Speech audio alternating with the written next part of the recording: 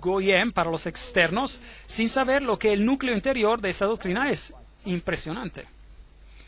Bueno, si miramos en Primera de Crónicas 16:26, porque todos los dioses de los pueblos son ídolos, mas Jehová hizo los cielos. Esto nos dice que la idolatría es algo que viene de la tierra. Nimrod es el dios del cielo, Tamuz el Mesías pagano y Semiramis la reina del cielo. Todos estos encuentran su origen en Babilonia. Y si va por todas las religiones que fueron propagadas en Líbano, Fenicia, Babilonia, Asiria, Grecia, Roma, Egipto, India, China, México y Escandinavia, tenemos solo esta misma ilustración bajo nombres diferentes: Baal, Tumuz, Ashtoret, El, Baco, Astarte, Bel, Temus, Rea, Ishtar, Ninus, Hércules, Beltis, etcétera, etcétera. Y en Egipto Ra, Osiris, Oris, Isis, Hathor, y en India Vishnu, Krishna, Isi o Devaki y muchos más. Ahora, romanismo, la Iglesia romana ha tomado esta Trinidad y la ha hecho Padre, Madre e Hijo, lo cual significa que ellos deben elevar la mujer al punto de la deidad, y veremos cómo hicieron eso y cómo están haciendo eso con la aprobación del Papa. Entonces, la verdadera Trinidad y la Trinidad católica romana son dos cosas diferentes. Para el Goyim, sí, claro, representa el Padre, el Hijo y el Espíritu Santo, pero para el círculo interior es Padre, Madre e Hijo, lo cual no es nada más que Baal, Tamuz y Ashtoret, si quiere retroceder a esos tiempos. Júpiter es el dios que es adorado bajo Petros, la roca, y Ubi Petri, donde hay Pedro, ahí hay la iglesia. Aquí hay otra roca que toma el sitio de la verdadera roca. La cristiandad y las sociedades secretas, podríamos resumirlo de la manera siguiente: la vieja religión babilónica dio a nacer al cabalismo por medio de los esenes y otros. El gnosticismo vino a existir, y el gnosticismo fue fundado por Simón Mago. Esta información viene de la fuente siguiente: l'histoire de la magie, la historia de la magia, por Eliphas Levi. Y esta es una alta fuente masónica. Así que el gnosticismo fue fundado por Simón Magos. Luego, este gnosticismo, con su doctrina secreta, fue eventualmente, a lo largo del tiempo, por medio de muchas organizaciones intermediadas, llevada a los caballeros templarios. Y los caballeros templarios eran un grupo de una orden católica romana, si desea, que fueron puestos sobre el lugar del templo para protegerlo, y ellos tenían un fuerte lazo con las sociedades musulmanas, incluyendo a los ismaelitas, karmatitas, fatimitas, a los drusos y a los asesinos. Y esos son muy, muy interesantes, y estaremos tratando con ellos cuando hablemos acerca de la conexión islámica. Lo que las sociedades secretas enseñan en secreto. Los templarios tenían dos doctrinas: una para los Goyim, es decir, para los que no eran miembros, y otra para los iniciados, los miembros. Las dos doctrinas al opuesto total la una de la otra. Así que las sociedades secretas del Islam hacen exactamente la misma cosa. Pero ese es un tema para otra conferencia. Ahora, los templarios tenían su información secreta para los iniciados, inculcada en los rosicrucianos y los jesuitas. Los jesuitas nuevamente formaron y crearon la masonería, y la masonería fue creada como el brazo protestante de la Iglesia Católica Romana. Ellos no lo sabían, ellos fueron seducidos, engañados si desea, en hacer el trabajo que Roma quería que ellos hicieran, para que Roma quedase detrás de las escenas, mientras la masonería trabajaría por ellos en el frente. Así que ya no eran ellos que actuaban, eran los otros, eran los protestantes que estaban actuando y no Roma.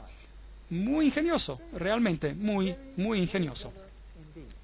Así que echémosle un vistazo a estos caballeros templarios. Aquí están algunas de las representaciones. Este es el de Maloy, el líder en el tiempo, el fundador en el tiempo de la disolución de los caballeros templarios. Esta es su vestimenta y ese es uno de sus símbolos, y es un símbolo usado por muchas iglesias hoy en día. ¿Sabía eso? Muchas iglesias carismáticas usan ese símbolo. Es fascinante. Y los testigos de Jehová usan ese símbolo también. volveremos a eso en otra conferencia. Ahora, echémosle un vistazo a lo que el señor Webster en Sociedades Secretas y Movimientos Subversivos tiene que decir acerca de los templarios. No lo vamos a leer todo, pero si está mirando este programa en video y lee inglés, puede parar la cinta para leer toda la cita. En el año 1118, 19 años después de que la primera cruzada terminó con la derrota de los musulmanes, la captura de Antioquia y Jerusalén, esos grupos fueron fundados y fueron finalmente establecidos como los templarios.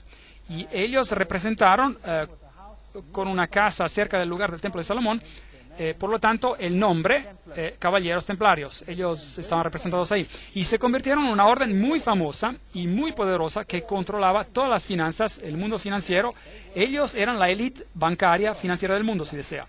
Y luego, en el año 1128, la orden fue aprobada por el Concilio de Troya y por el Papa. Y se convirtió en una orden católica romana en la Iglesia. Ahora, algunos años más tarde, en el 13 de octubre de 1307, ese orden fue oficialmente terminado por el rey de Francia, porque lo que estaban haciendo había sido descubierto. Así se dijo. Y el rey de Francia, Felipe le Bel, arrestó a los templarios, y la fecha fue el viernes 13 de octubre de 1307. Y desde ese día, el viernes 13, es un día de mala suerte para el mundo entero. Y las cargas contra ellos eran: la ceremonia de iniciación en su orden era acompañada por insultos a la cruz, la negación de Cristo y obscenidades flagrantes. Obscenidades flagrantes. Había toda clase de cosas que nos recuerdan a Sodoma que ocurrían allí.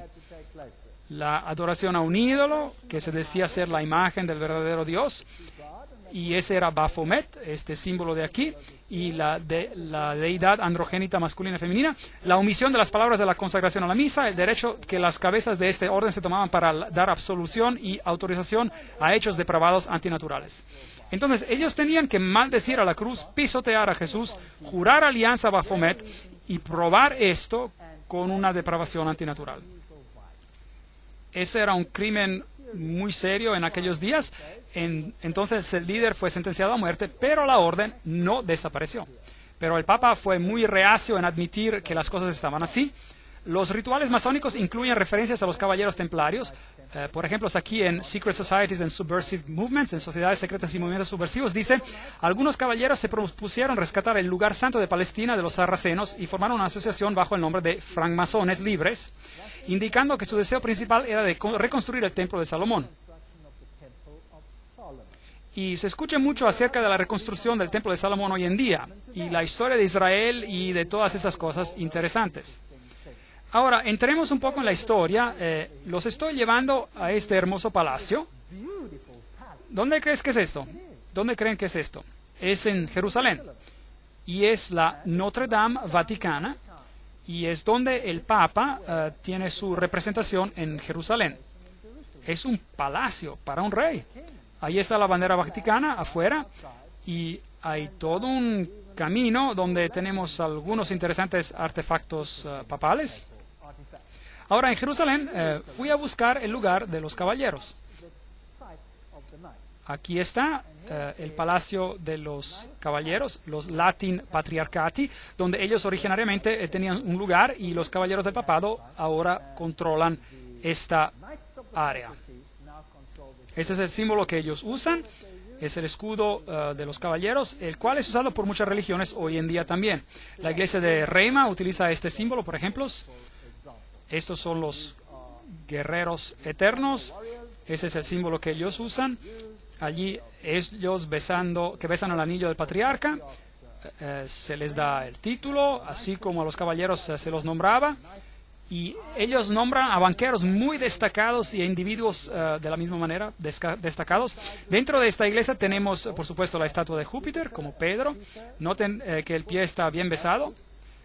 No quise besar el pie, así que solo me paré allí.